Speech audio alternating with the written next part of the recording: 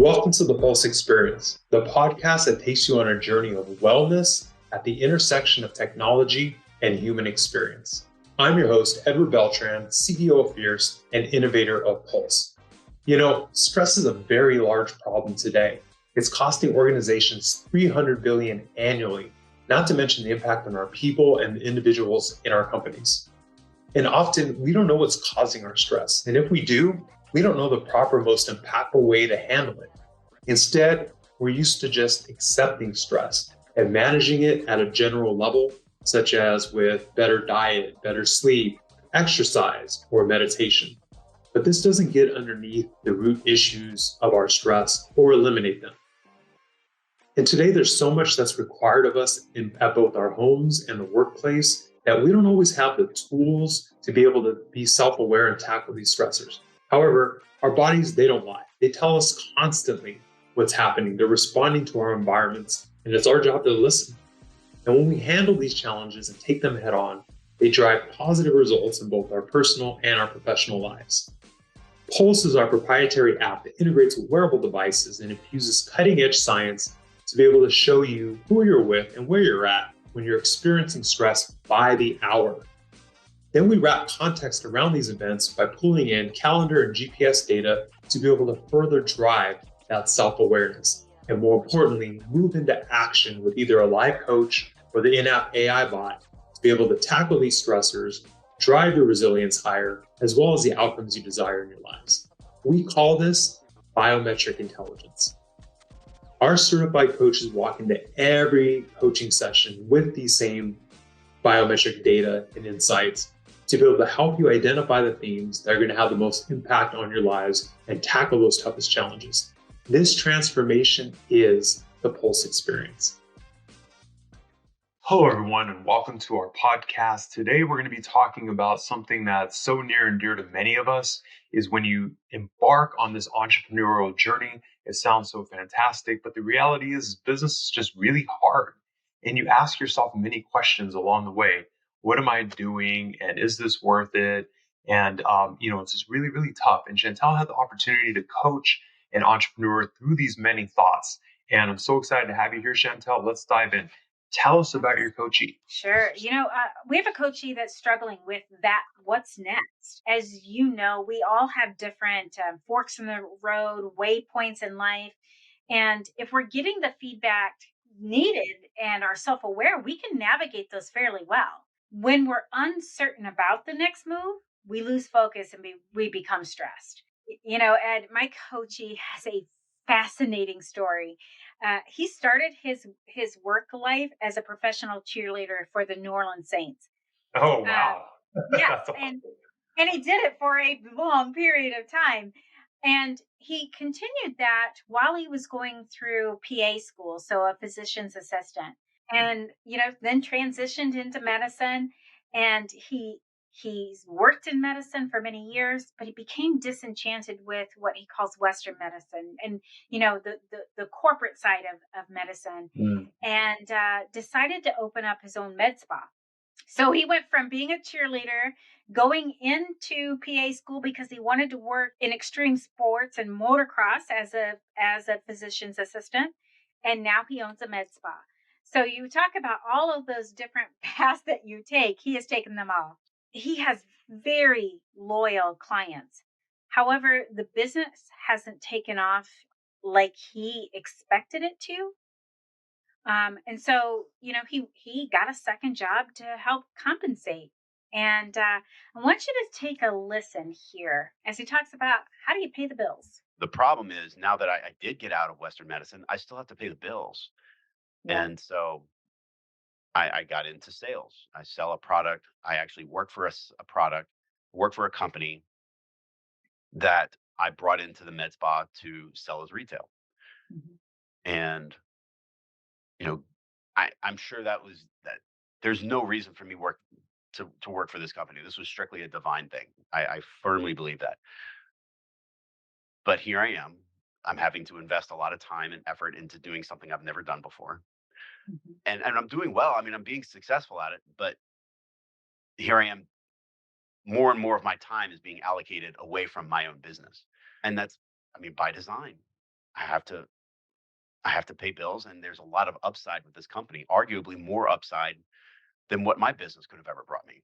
I mean, you personally can resonate with this as well, Chantell, right? In your journey around, when you commit, when you take that step, and there's so much discussions around entrepreneurship, especially in the technology circles around, are you fully committed? And it's such an Mhm. interesting concept because sometimes you don't necessarily have that luxury to be fully committed, right? You have a family, you have obligations, you have things, right? That, as you say, I love that term, paying the bills. And at the same time, you have this passion around that kind of like what next. In this case, his med spa. So that's so interesting, and I'm sure so many people can identify with this. What was he experiencing prior to Pulse? Like, what was through the soundbite? It sounded like a lot of why am I dedicating so much time over here that's not on the path that I want to be. But what was he experiencing in his life? That's a great question. And I think the best way to answer it is to hear it in his own words. So uh, take a listen to this. I was an emotional roller coaster over the weekend. One little thing would trip me off. I'm an emotionally elevated person to begin with. Okay. Um, I feel the highs at a very high level. I feel the lows at a very low level. Um, I've always been that way. I'm an extrovert. I'm flamboyant. Uh, that's just my personality, right? Um, Mhm. but I also know when I should be more resilient or be able to sustain more. But like this weekend, like I got really angry at the kids, and then I saw one of my kids talking to. I saw the oldest talking to the middle, kind of in a very short tempered way, and Catherine was like, "Hey, you need to stop doing that." And he's like, "Well, Daddy does it." Yeah, Ouch. yeah, yeah. And I'm like, okay. And that's not just, he didn't learn that from one instance. So it's happening more than I even realize. Wow. He's on the brink of complete burnout, right? His family is Mm. number one for him. And here he is, he's lashing out. He was raised without a father in the home. He's committed to never having his children experience that. And in his words, he felt utterly repulsed by his behavior. Hence why we're here. Why he sought out Pulse and why he sought out, my assistance in coaching him through it. Things needed to change because he was at that Yeah. critical juncture. That's absolutely amazing, Chantal. Before we dive deeper, again, I kind of want to bang the drum on this because I think so many people are in this situation where, it sounds great in theory to be able to compartmentalize, but for me, I'm raising my hand. It's a struggle. It's really hard. And even though, you want to be the best and show up the best for your family and other people, it's very tough, right? When you're under stress and you have a lot of obligations. In this case, a whole business, probably people depending on him and the success of the business, right? And he's hustling just to make hustling in a positive way, right? Yeah, yeah, Just to yeah, make ends meet, right? And so, how do you absolutely. just turn that off? I mean, it's very, very difficult. The things that have made him successful are also some of the very same things that he's struggling with in to his point. He's a high emotional person, right? And he goes all in everything that he does. They went all in on this business. His wife works for the business. Things had to change, and Pulse really brought that to light. It validated what he was already feeling, and he knew he needed feedback from a neutral party, one that was not invested, truly in the business. To your point, Ed, Tell, I think we often lose our emotional regulation most with those that are closest to us as well. Mhm, mhm, Because we know mhm. that they'll give us grace. We know that, we can say sorry, and most 90% of the time they understand. And yet, they're the very reason why we do the things that we do, why we are out there hustling, so to speak. So it just, it was a Yeah, sad day for him. Yeah.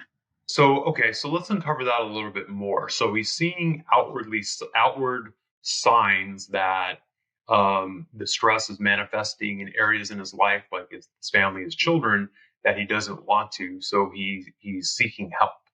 Yeah. You put him on Pulse.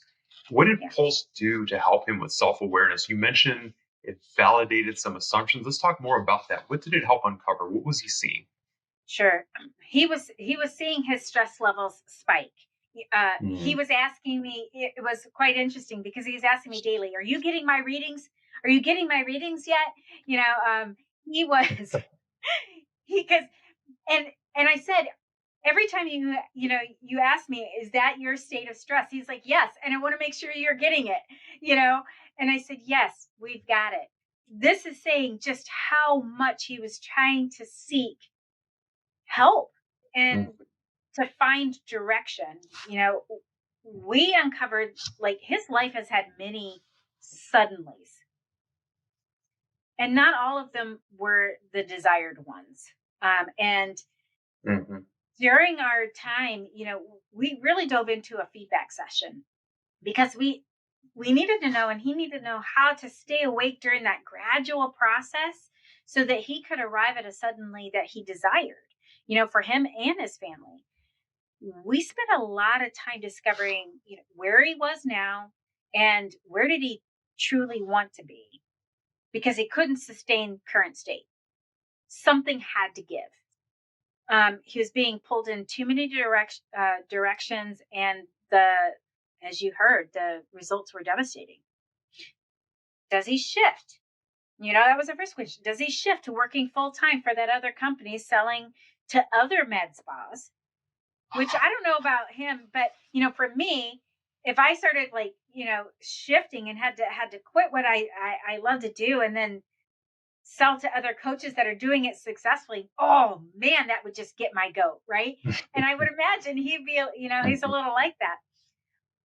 But the other question was, does he figure out how to hire some expertise to boost efficiency and sales within his own business so he could continue, that side business for a while it's sustainable, but he gets somebody in to do the things he doesn't want to do and doesn't quite know how to do yet, right? The social media, the marketing, the you know calendar, all of that. He doesn't fit in to the proverbial box in any of his careers. Yet he has been more successful than most, and more successful than he gives himself credit for. When you say that, you are your own worst critic, this is him. So Mhm. there's some adjustments that needed to happen. Take a listen to some of his insights here. My mindset needs to be more focused on the positivity, um, because what we built is pretty cool. Yeah. And I do believe that despite us not having the massive numbers and massive income and all that stuff, what we have built is a very organic, very loyal um, follower base. Hmm. And I feel like our clients love us as much as we love them.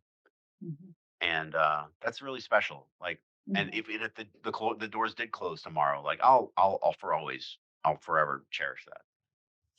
Change in perspective, right? Ask those questions, get that feedback.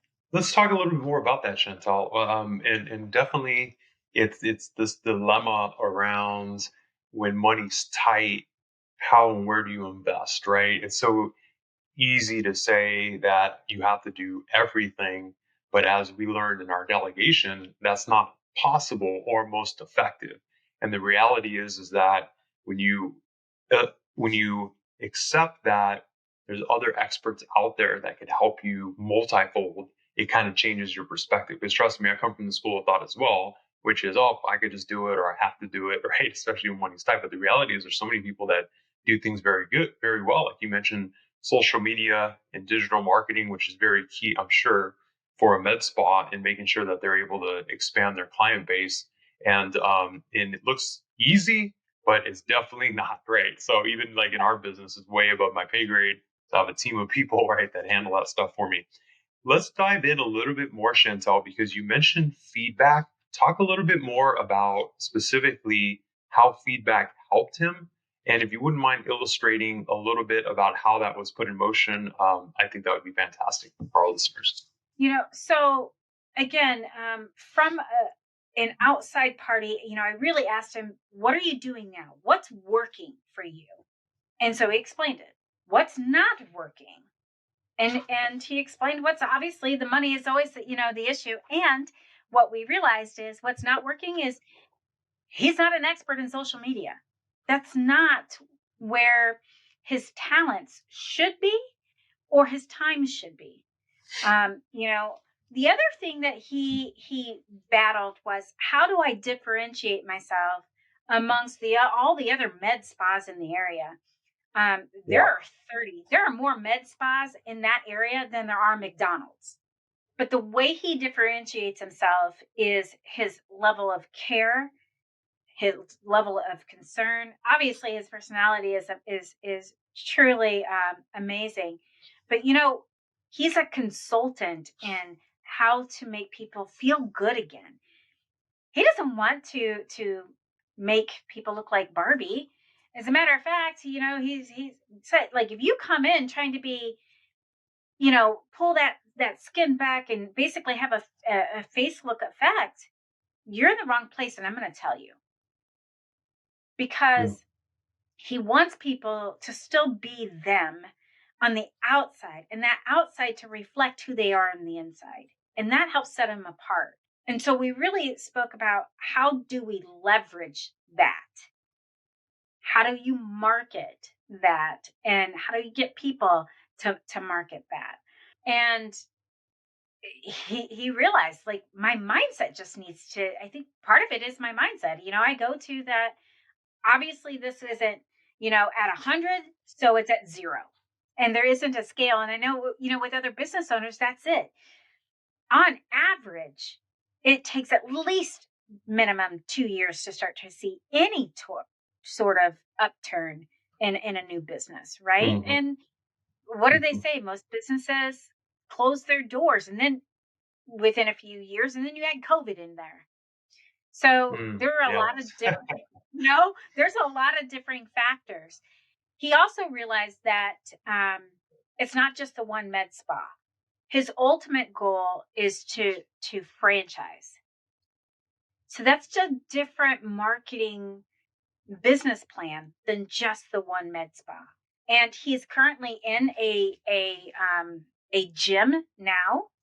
And how does he get into more of them? So, we really just talked about those wants, those needs, and then what is required of him in order to get it. Yeah, certain things aren't realistic. He's not going to be a millionaire tomorrow unless he wins the lotto, right? And so it's level setting. Yeah, that's awesome. So it sounds like in the coaching session, you're able to help him give an outside perspective to ground him a little bit more on the realities of running a business, right? And it seemed to help him gain that perspective, if I'm hearing you correctly. Talk about the resolve. Once you helped him kind of walk through this and level set his mindset and where he could delegate, right, and bring in expertise, what was the resolve? What happened as an outcome? Yeah, he decided to make those changes to his business to allow him the flexibility to grow the young business, or possibly eventually selling it, but selling it for a profit. Continuing to work right now in that sales role in addition, but he realized that either way, the success of his business and creating something that people want and need was the ultimate goal, and he's still providing for his family. He also is working on his defeatist mindset, is what he calls it, right? That fixed mindset, for all of the obvious reasons.